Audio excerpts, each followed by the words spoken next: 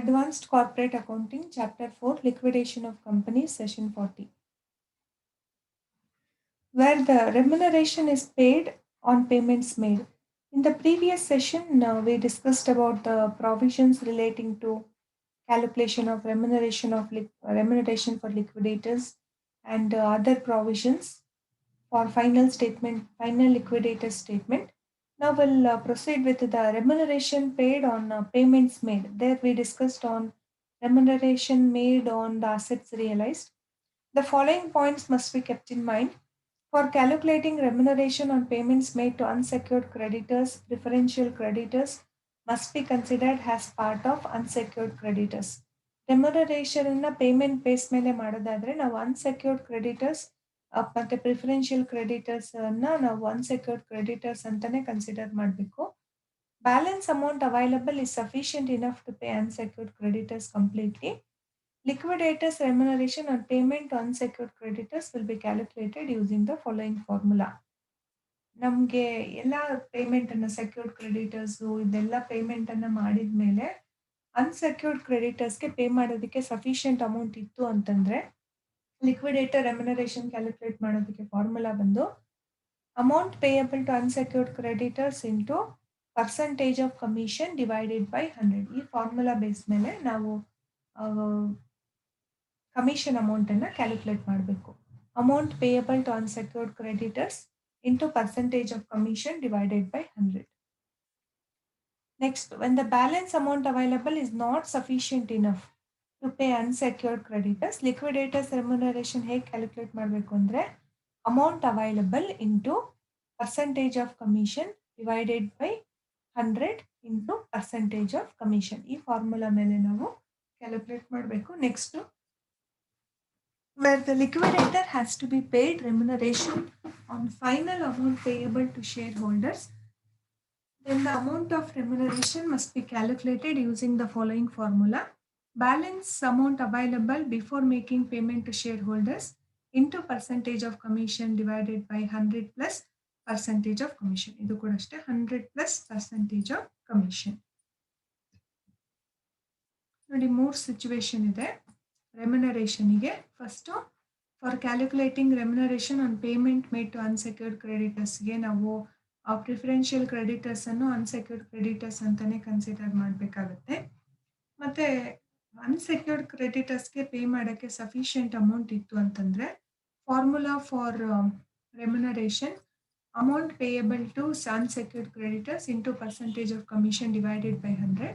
ಅದೇ sufficient amount ಇಲ್ಲ ಅಂತಂದ್ರೆ amount available into percentage of commission divided by 100 plus percentage of commission.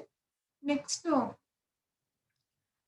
liquidator has to be paid remuneration on final amount payable to shareholders ಅಂತಂದ್ರೆ balance amount available before making payment to shareholders into percentage of commission divided by 100 plus percentage of commission. ಈ formula base ಮೇಲೆ ನಾವು remuneration ಅನ್ನ calculate ಮಾಡಬೇಕು. Next, when debentures are not secured against a specific asset, it must always be treated as secured on floating charge.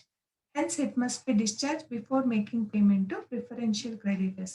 Debentures secured asset ಮೇಲೆ specific asset ಮೇಲೆ secure ಆಗಿದ್ರೆ already ಹೇಳಿದ್ದೀನಿ. Specific asset ಅಂದ್ರೆ ಯಾವ್ದಾದ್ರು ಒಂದು asset ಮೇಲೆ ಅವ್ರಿಗೆ ಪ್ಲೆಜ್ ಮಾಡಿರ್ತಾರೆ, ಆ ಅಸೆಟ್ ಅನ್ನ ಮಾರಿ ಅವ್ರಿಗೆ ಅಮೌಂಟ್ ಅನ್ನ ಪೇ ಮಾಡಬೇಕಾಗುತ್ತೆ. ಇನ್ ಕೇಸ್ ಆ ಥರ ಏನು ಸ್ಪೆಸಿಫಿಕ್ ಆಗಿ ಅಸೆಟ್ ಅನ್ನ ಪ್ಲೆಜ್ ಮಾಡಿಲ್ಲ ಅಂತಂದ್ರೆ ಅವ್ರನ್ನ ಫ್ಲೋಟಿಂಗ್ ಚಾರ್ಜ್ ಅಂತ ಕನ್ಸಿಡರ್ ಮಾಡಿ ಪ್ರಿಫರೆನ್ಷಿಯಲ್ ಕ್ರೆಡಿಟರ್ಸ್ಗೆ ಪೇ ಮಾಡೋದಕ್ಕೆ ಮುಂಚೆ ಡಿಬೆಂಚರ್ಸ್ಗೆ ಪೇ ಮಾಡಬೇಕು.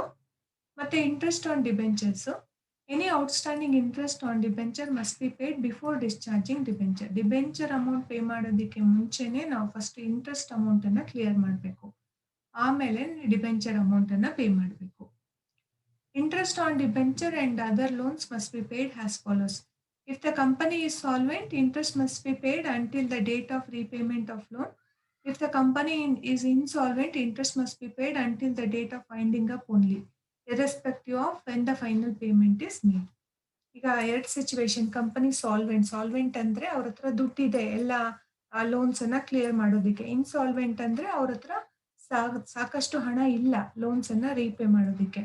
ಈಗ ಕಂಪನಿ ಸಾಲ್ವೆಂಟ್ ಆಗಿದ್ರೆ ಇಂಟ್ರೆಸ್ಟ್ ಅನ್ನ ಎಲ್ಲಿವರೆಗೂ ಪೇ ಮಾಡ್ಬೇಕಂದ್ರೆ until the date of repayment of lone. ಅವ್ರು ಯಾವತ್ತು ಅಮೌಂಟನ್ನು ರೀಪೇ ಮಾಡ್ತಾರೆ ಅಲ್ಲಿವರೆಗೂ ಇಂಟ್ರೆಸ್ಟನ್ನು ಕೊಡಬೇಕು.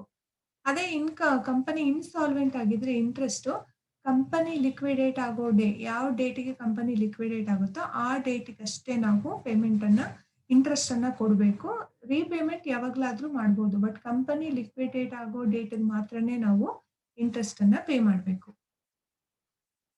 Next preferential creditors. Creditors to whom following are due as preferential creditors under Section 530 of the Companies Act: all revenues, taxes, cesses, and rates due from the company to the central government or state government or to a local authority at the relevant date and having become due and payable within 12 months next before that date. ಇದನ್ನೆಲ್ಲ ನಾವು preferential ಕ್ರೆಡಿಟರ್ಸ್ಗೆ consider ಮಾಡ್ತೀವಿ.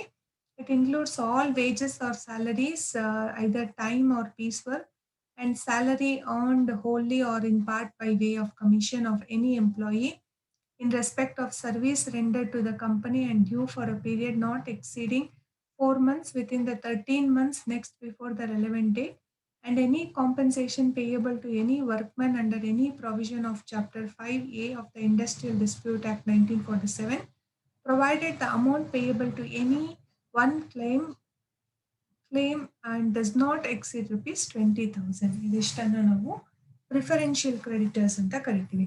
It includes revenues, taxes, cesses, rates due from the company. Central government ಆಗಿರ್ಬೋದು, state government ಅಥವಾ local ಅಥಾರಿಟಿಗೆ ನಾವು pay ಮಾಡಬೇಕಾಗಿರೋ revenue, tax, cess ಮತ್ತು rates ಅದು ಕೂಡ ವಿತಿನ್ 1 year ಅಲ್ಲಿ ಪೇ ಮಾಡಬೇಕಾಗಿರೋಂಥ ಡ್ಯೂಸು.